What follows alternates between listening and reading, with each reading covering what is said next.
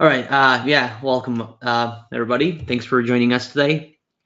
Uh, my name is Onur, and today I'm reaching out to you from sunny London. Yeah. Believe it or not, but there's abundance of sunshine today here in London. That's great. And yeah. All right.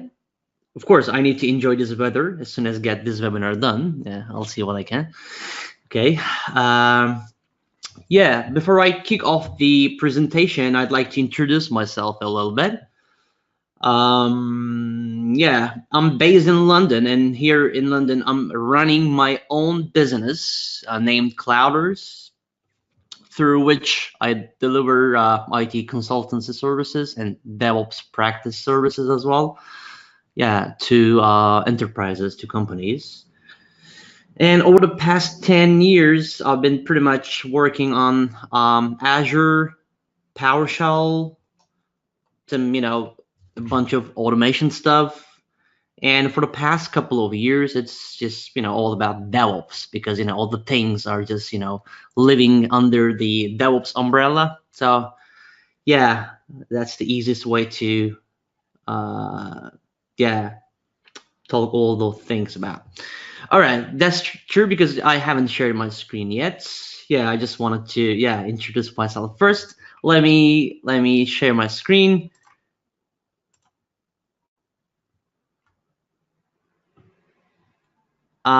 Please let me know when you're able to see my screen.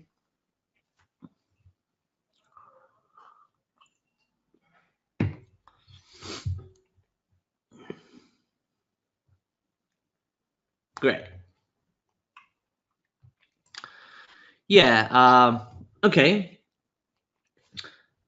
So yeah, as I said, all the things like Azure, PowerShell, and automation stuff are basically the things that keep me busy nowadays. And yeah, basically I'm an automation guy. So yeah, that's what people usually call me.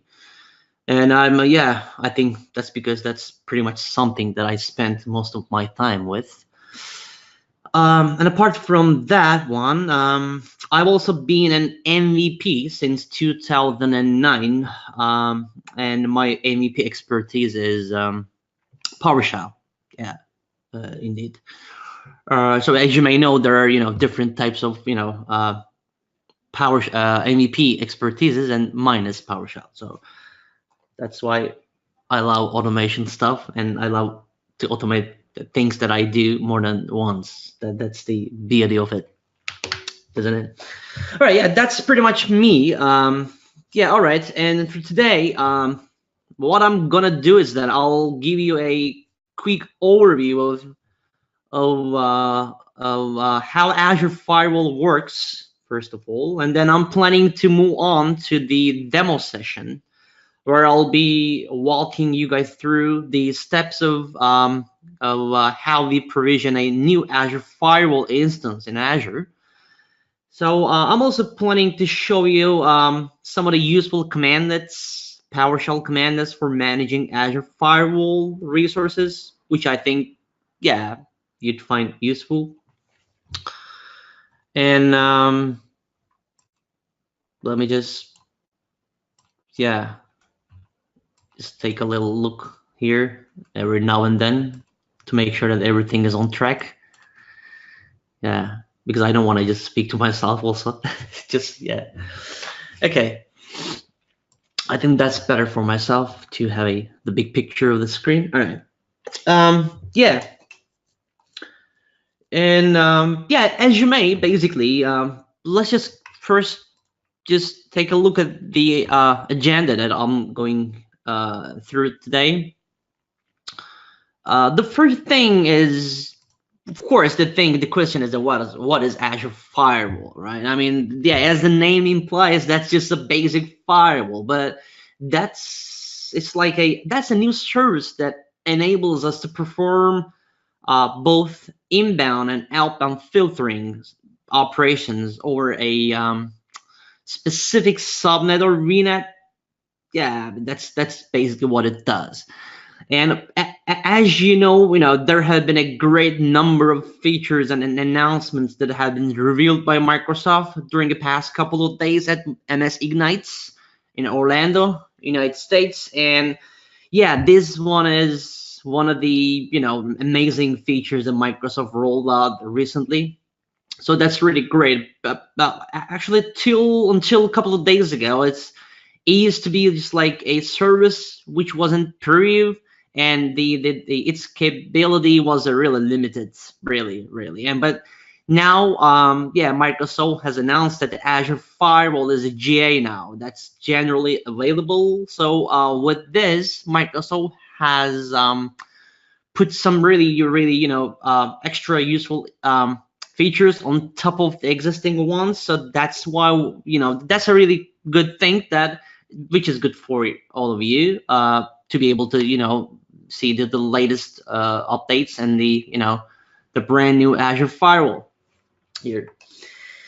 And yeah, that's a basically managed firewall. That just it's like a fully stateful firewall, which is 100% managed by Microsoft, which is good because we don't really need to worry about the infrastructure behind it, and we don't really need to worry about the maintenance. The maintenance is all backed by Microsoft. All bunch of those things are taken care of by Microsoft, basically. That's just really good. We just expected to use that firewall instead of maintaining fix the issues about the infrastructure, networks, etc. That's good. That's good. And that's what's pretty simple. You're going to be able to see all the things when I start live demo today. Yeah, you're going to be able to see all those stuff and simplicity of Azure Firewall. And okay, the thing is that it's just a cloud-based security service in Azure.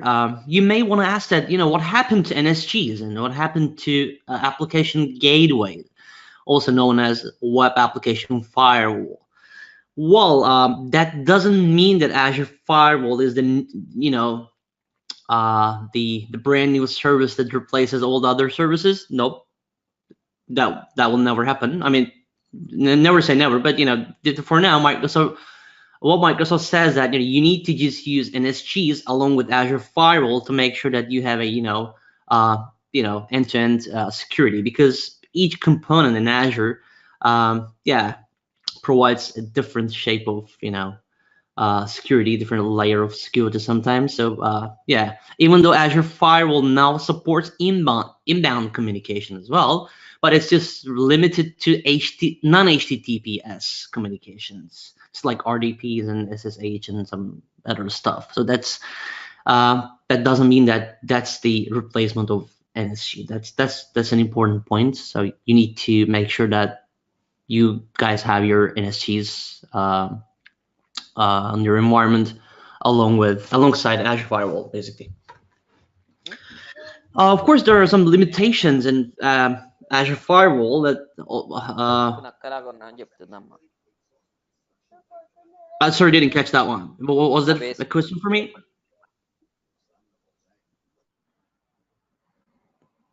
Hello? All right.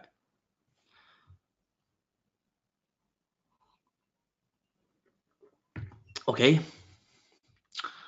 By the way, if you guys have any question, please just you don't have to wait until the session ends. Just fire away so I can respond to that one. All right. Yeah, as I said, there were some limitations in terms of the Azure Firewall capabilities, and one of them is that maximum virtual networks supported is 50. Actually, we need to think of it as like a VNet peering limitation rather than virtual networks limitation for Azure Firewall, because as you can see here, the best practice to use Azure Firewall is that we need to make sure that we have a we have a hub VNet, hub virtual network, where the Azure Firewall sits, and it basically accepts all communication requests from other virtual networks, also called as spoke virtual networks. So that's the best practice. I mean, so that way, you'd be able to manage your spoke virtual networks completely separately, separate from hub virtual networks. So you don't need to worry about the maintenance of spoke virtual networks because they are completely different. So the hub virtual network is responsible of for managing all the other requests coming from several different virtual networks. And yeah, that's the maximum number of virtual networks can be peered to the hub virtual network, because the only thing to be able to connect those two virtual networks is to use VNet peering. So that shows that we can create VNet peerings up to 50 different networks, and yeah, called as spoke networks. And as you can see, the Azure Firewall does not work with global peering. Yeah, so that's why we need to make sure that in every region we have to deploy at least one Azure Firewall to satisfy our needs. Otherwise, you cannot just create one Azure Firewall in a one single region, and with global peering, you cannot make use of it. You cannot utilize that service from other regions. So that's why you need to make sure that you have at least one Azure Firewall in your specific particular region. That's important. All right.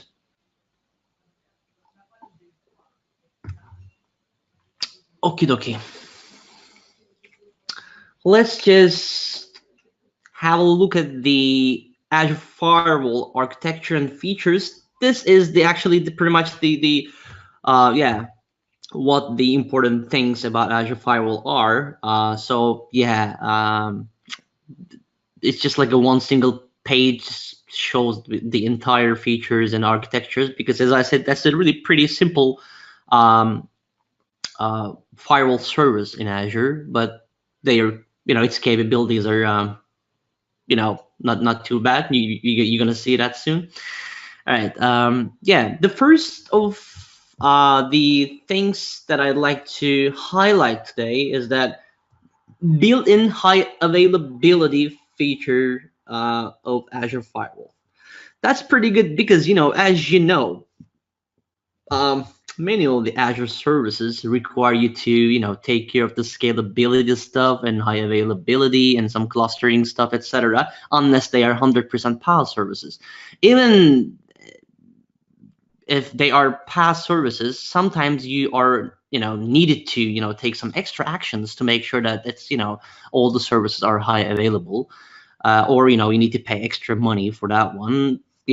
There are several different approaches, but in this case it's crystal clear that we are not required to put additional load balancers, or we are not required to configure any other services in terms of high availability, because high availability is built-in service in Azure Firewall. So no additional load balances are required, and there is nothing that you're expected to configure here, which is wonderful. I mean, that's really amazing feature. I think that's good. That is pretty much the same for cloud scalability, and Microsoft says that you can just scale up as much as you need to. That's really important thing. As much as you can. That's really wonderful. I mean, you don't need to just add one more node, or you don't need to just pay extra money to be able to just scale out and to make sure that you can afford all the requests come from several places. That's all done by Microsoft. That's all taken care of by Microsoft, which is good. Right, and then what next? Application FQDN filtering rules. Actually, yeah, I'll shortly be just mentioning all these rule stuff separately, but just giving a little clue about the application and network rules. I can simply say that there are 3 different types of rules available in Azure Firewall. The first one is application rules. The second one is network traffic filtering rules, and the third one, which is the new one, because Microsoft just rolled out it a couple of days ago with the GA, because we didn't have that feature when it was in preview, which is a network address translation rules, not rules. That's really good. I'm going to be showing that stuff through the live demo today, so you're going to be able to see how it works.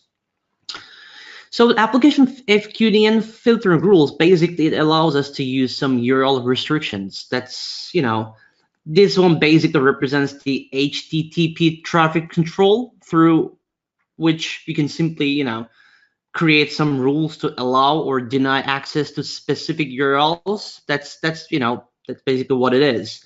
So you can limit outbound HTTPS traffic to a particular list of FQDNs. Also, wildcards are supported here. So you can basically say that only Microsoft.com is allowed for all these bunch of users and clients, and block the rest of the communication to the internet. That's really good stuff, and it's pretty easy to implement. You're gonna see that. That's basically application FQDN filtering rules. As you may appreciate, this one is used for outbound traffic from your virtual machines, for example, or applications requesting the access to the internet must be going through Azure Firewall filtering architecture, and then if there is a magic rule already configured on Azure Firewall, and then it will be denied or allowed accordingly, depending on what the rule is on Azure Firewall, basically. So this is the application fully qualified domain name filtering rules. That's and also the other one is a network traffic. That's the kind of network level filtering rules. It's just like a traditional Azure Firewall, because the application FQDN just operates at the level 7. I mean that just operates at the application level. But the network traffic rules, as you can see, these rules are responsible for controlling the network level traffic, of course. And then you may also want to ask which one has the priority, right? Because sometimes there are some conflicts, and you need to make sure that no conflicts at all. So to ensure that they are just processed and they function properly as expected. I mean, so you need to make sure that the network traffic filtering rules are not conflicting with application FQDN rules. So the network traffic filtering rules have priority. That's the key point. So we need to ensure that nothing is blocked by network traffic filtering rules to be able to see that application rules are operating and functioning properly without being blocked by network traffic filtering rules. That's important. So when a request just comes through the Azure Firewall first takes the network traffic rules and applies those rules. If nothing is blocked that way, and then it just passes the request to the application rule section, and then the application rules are processing those requests, and then it takes a necessary action based on the rule sets. So this is important. And then the another one is FQDN Tags, which is also one of the greatest stuff that they were announced at MS Ignite during the past couple of days. And with this FQDN Tags, we are we're able to use some of the predefined sets of URLs and services managed by Microsoft. That's interesting that a couple of weeks ago, I was expected to create some Azure Firewall instance to make sure that all our virtual machines at a client can just access the Microsoft update servers, but nothing else. So I needed to create, just get a bunch of a list of Microsoft update servers and URLs and apply them on the rule and restrict the, rest of the internet access. So yeah, I managed to, limit access to only those URLs. That was all right. But Microsoft must have heard my request and then they just took necessary action. Thank you very much. And yeah, and then they just created some like predefined rules, and there is a single tag saying that Microsoft update servers. So when you just click on it and you enable that FQDN tag, you don't need to worry about the just putting the necessary URLs, and you don't need to update those URLs whenever they change, if they change. And then basically they are just like a dynamic list of URLs that 100% managed by Microsoft. That's really, really, really amazing thing. That's one of the things that I was really looking for so long. So yeah, there are a couple of different FQDN tags available out there, and then yeah, we're gonna be just checking those stuff out today. And one of them is a Microsoft updates, and the other one is application app service environment. That's also one of the things that we were looking for, and that's really pretty good stuff that you can just configure your app service environment to work with Azure Firewall without any disruption. But that's just just be careful, because that's app service environment has many dependencies in terms of storage accounts and app services, applications, and some external dependencies as well. So that's really important to ensure that you just enabled FQDN tags, and also if there are some extra dependencies, you need to also just watch that stuff as well. All right, and yeah, when it comes to network address translation and on Azure Firewall architecture, I can simply say that yeah, now inbound destination network address translation is supported by Microsoft. Yes, sir, that is supported by Microsoft now. This is also a new feature. We don't have this one in preview version, but now it's available. So basically, when a request coming from a virtual machine behind a firewall, for example, it just goes through the firewall using the source network address translation, and basically all outbound virtual network traffic IP addresses are translated to the Azure Firewall public-facing IP address, which is also called source network address translation, right? So yeah, that's like a traditional stuff. But the other thing, which is a new one, inbound destination network address translation, that's just used for inbound traffic, as the name implies, and inbound network traffic to our firewall using the firewall's public IP address, because Azure Firewall has two IP addresses, as you may agree. One public IP address, which is a static one, and the other one is the private IP address, of course. So with that, Azure Firewall is able to handle the requests both from internal network and from the internet. And yeah, all the traffic to the public-facing firewall IP is translated and filtered to the private IP address on our network. So that way, firewall can just pass the requests down to the internal network based on the destination IP address and destination ports specified on Azure Firewall, basically. So yeah, and also the last but not least, its monitoring features are fully supported. That's just good. All events are by default they are integrated with Azure Monitor.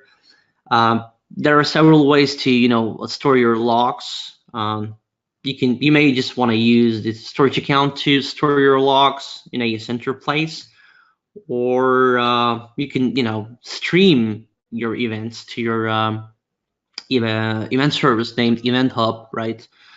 And also you can use one of the most popular services in Azure named OMS, or Log Analytics. You can also send all your logs to that central log management system. So yeah, let me just move on to the rule types here. As you can see, let me just a little bit. Okay. All right. As you can see, there are 3 rules: natural collections, network rule collections, and application rule collections. As you can see, there are rule collections first. They are just like acting like containers. Just they're, yeah, I mean, they're basically containers in which you just put your rules, and then yeah, like a rule sets, which makes life easier actually. And then otherwise you just end up having hundreds of different rules in a single rule list, which is not something that we would like to have, right? So that's why Microsoft has created a separate principle here named rule collection. So in each under each rule collection, we have a bunch of rules. As you can see, there is a limitation in there as well. When it comes to creating application and network rules, the maximum number of rules that we can create is 10,000 per rule collection. I mean, for application rules, 10K. That's the same for network rules as well. All right. Let me just move on to the things. Yeah, the thing is that these are the rule types, and basically this diagram just shows us the rule processing logic. And yeah, as you can see, network rules and application rules. Oh, there's a misspelling here. Great. Oh, well spotted. And yeah, as I said, the first network rules are processed, and then application rules are processed. So the network rules are applied first, and then the application rules are applied. And basically, if a match is just found in a network rules section, in network rules collection, basically, and then it never goes to application rules, and then application rules are never processed because there is a match is found in network rules. That's important, because otherwise you may want to ask yourself, well, hey, well, what happened to my application rules? I just created a bunch of application rules, but they never processed. That's because there's another thing that's just basically conflict thing on network rules section. So you need to ensure that the network rules are not restricting access of your requests coming from internet, basically. But if there is no network rule match on the network rules section, as you may agree that the packet is just sent to application rules. But the thing is that the protocol needs to be HTTP or HTTPS, right? Because application rules enable us to use FQDN filtering at the application level. So it just checks the URL, and if that specific URL is allowed on the application rules section, and then it just allows the user or the client to just pass through. So that's important to make sure that the request protocol is HTTP or HTTPS only here. Yeah, that's the only thing that application rules can help with. And then yeah, and then it will just proceed with processing those rules at the application rule. And yeah, if no match is found, I mean, neither in network rules nor in application rules, and then there is a secret here actually, and then the packet is evaluated with infrastructure rule collection. Oh, what is infrastructure rule collection? I can't see any infrastructure rule collection here, because yeah, infrastructure rule collection is this like a built-in rule collection for infrastructure FQDNs all managed by Microsoft in the background. It's not like a visible thing that you can alter and you can modify, but that's the stuff. It's like underlying connection filtering rules managed by Microsoft, and these are. Let me check if put those things here. Oh no, I don't think so.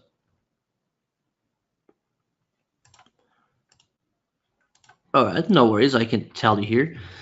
Some of these services, actually, the infrastructure FQDNs consists of some several services, of course, that they are needed when Azure Firewall operates, because you cannot just specify all the required services and a bunch of servers and URLs. That's just almost impossible, right? We have to just get some support from Microsoft in the background. So that's exactly what Microsoft does in terms of operating infrastructure FQDNs. One of them is Azure Active Directory. Yeah, that means that we don't need to worry about the just explicitly putting the Azure Active Directory related sources, URLs, and services, etc. on any of our rule sets like network rules and application rules. There is no need to do that. I mean, that's just kind of thing that Microsoft manages in the background. So that's the same for Azure Diagnostics and Logging. That's also it's like a bit clue that shows us that the Microsoft supports Azure monitoring without having to adjust any settings or configure any additional servers or creating any exclusions on application rule sets. That's just all done by Microsoft seamlessly. It's just taken care of by infrastructure FQDN sets. That's yeah. I mean, that's the only purpose that Microsoft uses this, to make sure that all required subservices are easily and without any problem can just go through Azure Firewall. All right, but if you really want to explicitly deny some of the services, you can still do that. I mean, at the network rule set. So that's, I mean, if you basically you can override, these infrastructure rule collection by creating an application rule, basically saying that I don't want this request to pass through myself explicitly. So only that way you will it will just go to application rules first, and then if it is denied at the application rules, it will never go back to infrastructure rule to be processed, because the infrastructure FQDNs are that one is the last step. If nothing matches and nothing is found at the network rule section nor application rule section, then it only just goes to the FQDN infrastructure FQDNs. So you need to make sure that if you really want to take an action in terms of blocking some specific services, you need to do it before it just goes to infrastructure FQDNs. That's important. All right. Yeah, as I said, destination network address translation is supported now.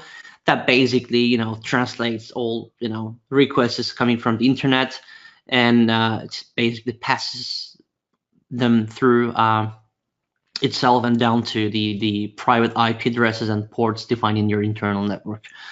So the rules basically just create some implicit connections in the background to be able to allow all the the traffic requested.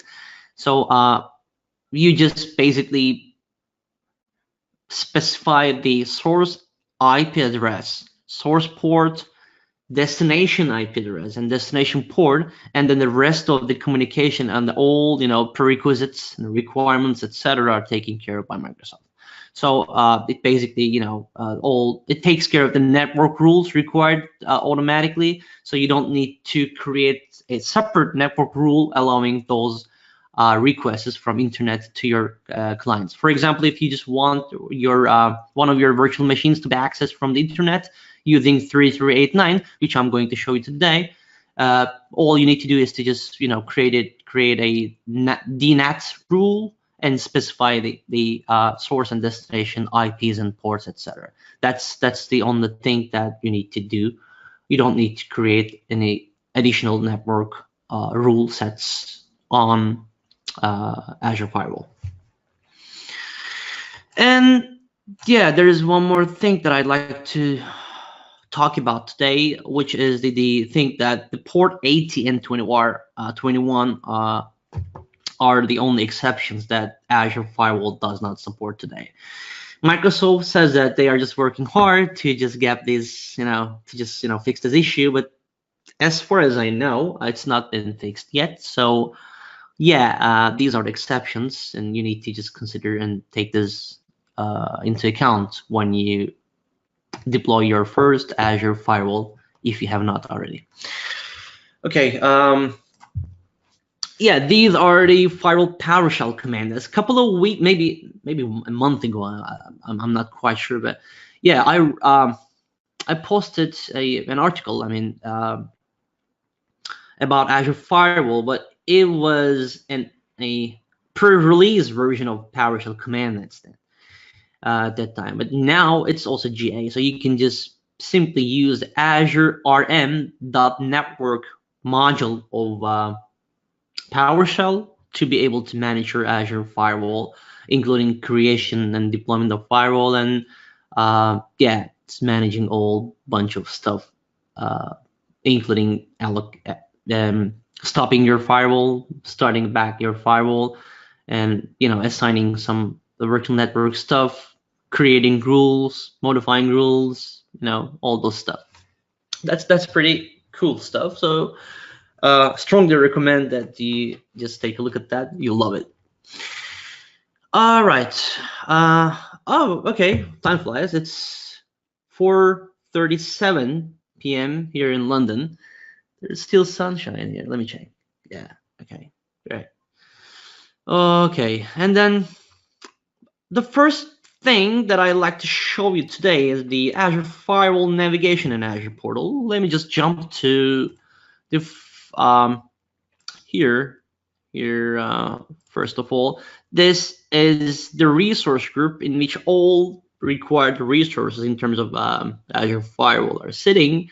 So at the first glance, let me just try to show you the resources that I'm using on this demonstration. The first one is the Azure Firewall object for sure. And as I said, Firewall uses a public IP address, right? And also private IP address. And yeah, there is also a network security group. Yeah. No surprise, right? Even though that's a firewall, and still our virtual machines can use network security groups, as I said at the beginning of the session. So there is no harm in using the network security groups along with Azure Firewall, as long as you just ensure that there is no conflict in here. Okay, the thing is that I think maybe the most important thing in terms of creating a new Azure Firewall and starting your routing strategy, because let me just go back here for a second to show you the infrastructure. As you can see, there's a hub VNet and spoke VNets here, right? In my scenario, I haven't created two separate VNets for the simplicity. So I'm using one single virtual network in which I have a couple of different subnets. And the one specific subnet represents Azure Firewall subnet, and one other specific subnet represents spoke virtual network. But in my case, it's a subnet rather than a virtual network. So the thing is that because I have to ensure that all requests go through Azure Firewall, I have to create an UDR, user-defined route, at the subnet level that my virtual machines use. That's really important. And only that way, all requests without an exception must go to Azure Firewall first and just be checked in there before they just go out the internet, right? So that's why I had to create an Azure user-defined route. Basically, it's a routing table. So first, I created Azure Firewall. Let me just try to show you how I created it. I think that would be useful here as well. Let me just click on a new service and just click on the networking and just try to find the networking Azure Firewall here. There you go. That's the firewall. When I hit create, that's a new look. That's really wonderful, isn't it? I mean, yeah, it's still one. Everything is on the one single page, so you can click on next, next, next, and get it done. Yeah, excuse me. The thing is that the Azure Firewall requires us to provide it with a subnet named Azure Firewall subnet. That's the mandatory value of this parameter. So we have to make sure that the name of the subnet that Azure Firewall will be using is Azure Firewall subnet. So you need to just create a separate subnet and just put this name on it, and then when you just specify the virtual network that you want your Azure Firewall to use, and the first thing that it will be checking is this name of the subnet. That's really important. That's good. And also you can also just specify and create that subnet here as well. That's a kind of new stuff here in the GA version of Azure Firewall. So basically, it just creates a public IP address, a new Azure Firewall instance, and that's it. And then the next thing that we need to ensure is that we create a route table. In my scenario, there is one server virtual machine with only private IP address configured on it, and also one jump server here, which has both private and public IP address. Actually, it's just open to internet, right? It's just exposed to internet, so we can easily reach out to that jump server using its public IP address to get in. And then we can reach out to server virtual machine using its private IP address using RDP session from jump server. And then, yeah, that's the kind of, one of the common scenarios, right? The thing is that I'd like to show you today, I'll just bypass the jump server stuff here because I have already created destination network address translation rule, which I'll be showing you shortly, which allows me to get connected with server virtual machine with its private IP address using Azure Firewall's public IP address and the RDP port specified on it as a rule. So there is a DNAT rule configured on Azure Firewall, which allows me to reach out to server virtual machine, server VM, using its private IP address. Let me click on the Azure Firewall here. First, let's just take a look at this. As you can see, it's pretty simple, isn't it? I mean, there are some sections, but maybe 90% of it is like a standard default blade sections. But this one is the things that all the games are played here. So let me just click on it. In my scenario, there is no network rule collection rules here. So there is nothing blocking or allowing me in terms of network levels.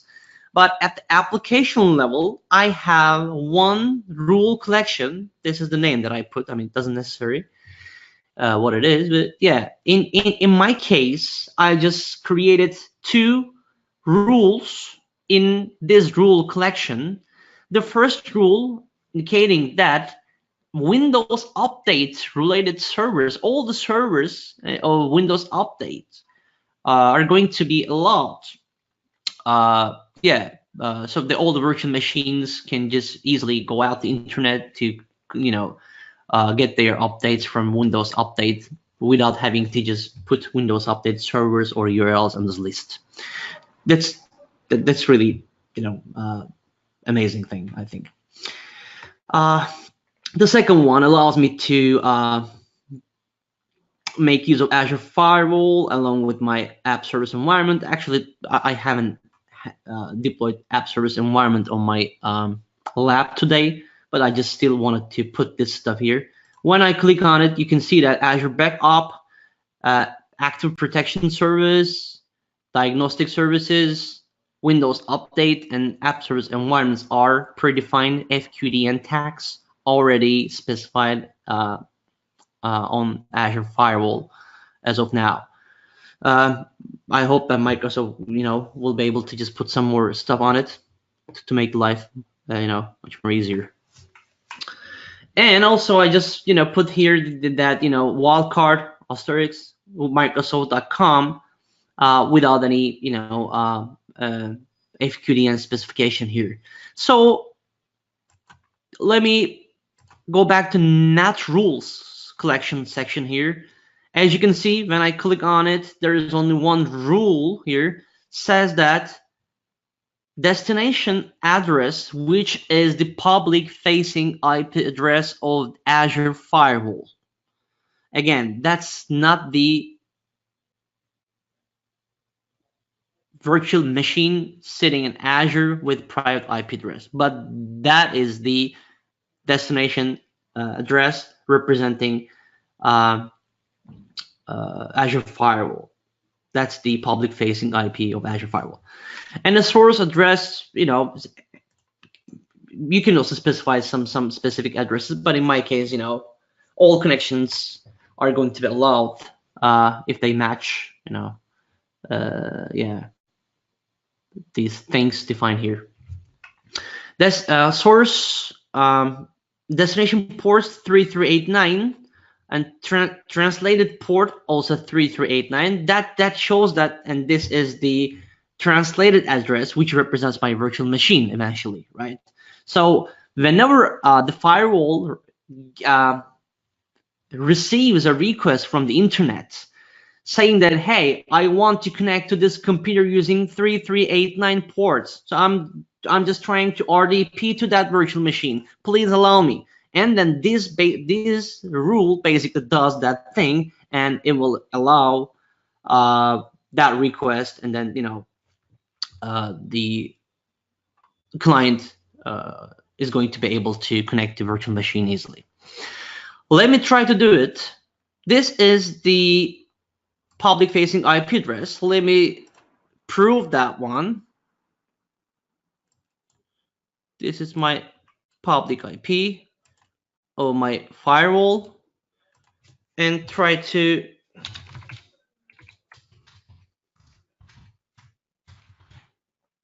connect to firewall. Oops, sorry. There you go. When I try to connect to firewall using 3389 on RDP protocol, as you can see, it just understands that that's a RDP request. So I'm just trying to connect to virtual machine behind that firewall instead of the firewall itself, because there is no RDP protocol available on Azure Firewall, as you can agree, right? So yeah, let me just try to use my secure password. All right, yeah, happy days, I'm in, right? Yeah, let me just try to use that server virtual machine.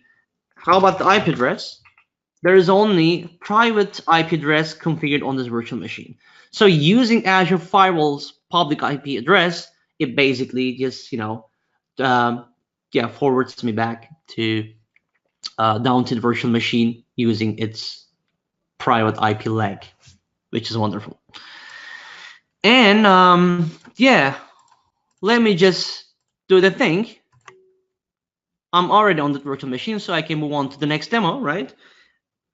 As you can remember, let me just go back here. As you remember that I already specified application rules, right? Yep, Microsoft.com and all Windows Update related stuff and App Service environment related stuff will be allowed, but nothing else. Let's just prove if that's true.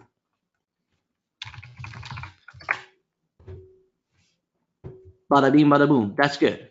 That's expected behavior, right? How about the Anything else? xyz.com, and it says that action denied, no rule matched, right? And the default action is not deny, of course, because you have to explicitly specify the URLs that the virtual machines are allowed. That's the tricky point. If you do not specify anything, that's fine. The clients can go everywhere. But if you just start specifying some URLs, you need to make sure that either you allowed all the internet, all the URLs, or only the things that you need to allow. So it's really important. Yeah, that's also the thing. And the last thing that I mentioned before is the UDR, of course, because this server VM uses a specific subnet, right? That's server subnet. That's the name of the subnet is server subnet. And when I click on the firewall, it uses Azure Firewall subnet, as I mentioned before, which is a mandatory thing. And this is the routing table that's diverts the traffic from virtual machine subnet directly to the firewall subnet that Azure Firewall uses in the background. As you can see that, of course, 0.0.0.0/0 represents the internet. So any request actually coming from the server's virtual machine subnet must go through the next hop, which is the private IP address of Azure Firewall, 192.168.1.4. Let me just click on Azure Firewall here. And as you can see, the private IP address of the firewall is exactly the same that is defined in the Azure routing table. So that's why all the communications must be controlled by Azure Firewall here. In the end. Guys, I'm a bit tired, to be honest, and there is also still sunshine out there. I need to just pop out and just find a proper pop to just end my Saturday, right? So, all right. Thank you very much for everyone. If you have any questions, just shoot it and fire it away. I'll try to answer it if I know the answer. I have a small question. Yes, please. What is the major difference between the normal firewalls and the Azure firewall? In your way, main difference in one word that we can say. What do you mean? By normal firewall? Normal any other physical firewalls, Cisco, you take it as Cisco firewall or Azure firewall. If I compare both, right. What the main difference you feel? I think I would just say that. When it comes to just using some, paid services, it's like a firewalls, consuming some next generation firewalls. Some of the firewall services available in Azure, the third-party ones, enable us to use some, many other different features, just like, intrusion detection systems and application level predefined rules and settings that allowing you to control the packets and etc. So there are different bunch of networking services and firewalls out there, but this one is basically the one is a kind of stateful Azure firewall, allows you to use application rules and network rules at the same time, both inbound and outbound, which is 100% managed by Microsoft. That's basically what it is. There are many more advanced firewalls out there allowing more features, but it just depends on what you're looking for in terms of consuming some firewalls in Azure. But I think this is a pretty simple firewall, allows you to use network level, application level security, for the simplicity, I guess. One more question. And do you have any limitation for that application rules? We can use any application whichever we want, right? Or we have any specified applications only we can use in the of application rules? That has to be HTTP or HTTPS applications. I mean, you cannot just use any other ports and etc. Let me just show you what it is. And yeah, in the rule section, when I click on the application rule collection, yeah, as you can see, I mean, yeah, that's the HTTP and HTTPS protocols here. That's the only thing that's supported here now, and then that's why you can just use the target FQDNs. These are the web URLs, right, which uses either HTTP or HTTPS. So that's why, yeah, you can use only yeah, these protocols here. So it does. I mean, yeah, I understand that. It says an application rules. You just come up with an idea that if I can just restrict access to this specific application or that specific application, but that doesn't work really that way. It just allows you to use the only HTTP, HTTPS protocols now. Thank you. That's it. Yeah. Thank you for the question. Baki, Anything else? Baki, Shawazali here. I have a question. So, means how Azure Firewall is different from NVA, Network Virtual Appliance, and WAF? Your question was that what's the difference between NVA and Azure Firewall? Yeah, exactly. Well, I mean, network virtual appliances are just like a kind of boxes, the virtual boxes, just like a third-party network stuff, including web application firewalls and gateways and routers, etc. In a way, they are doing the same job, but as I said, it's all about the feature sets that they provide, because some of the network virtual appliances, allows you to just tackle issues in terms of application delivery controls, and also that's really useful if you have any hybrid network scenarios, etc. I mean, it's all about the scenarios, but there are many different vendors like Checkpoints and Cisco and Riverbats, Fortinet, Barracuda is one of the favorite ones.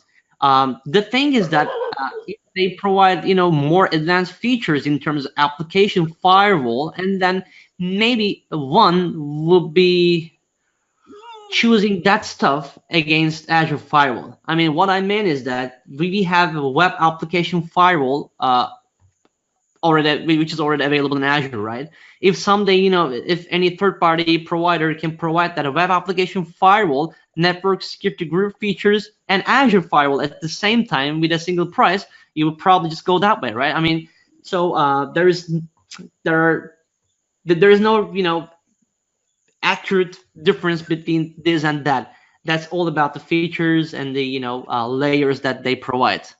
Yeah, I think that's what the main difference between NVA and Azure Firewall. Okay. Just one more question, Onur. Is just wanted to confirm. Let's say when we talk about this web firewall like through Azure, so do you suggest it to imply only for the outside traffic like coming from the public IP, or shall we also put it for the like on-premise network as well? That's a great question. You can just create VNet peerings along with, I mean, you can use your on-premise virtual networks and the virtual networks in Azure to be able to just get them connected. You can either use express route or virtual network to make sure that all are connected. So Azure Firewall can easily be implemented in that hybrid environment as well. So yeah, yes, you can use Azure Firewall for the connections coming from your on-premise environment as well. Yeah, okay, thanks. Yeah. Anything else from anybody else? That's 4:59. I have one more minute, guys. Just yeah, ask your questions. All right. I think Onur, they are done, and really it was an informative one. That's great. Thank you very much. Yes, it's in 1 minute. Yeah, It's done, right? Okay. So thanks Yeah, a lot for your time. Thank you for presenting this webinar for Azure India community. Thanks a lot. guys, my pleasure. Thank you very much, and have a great rest of the weekend, guys. Thank you. Wish you the same. Bye Thank bye. you. Bye. Bye bye.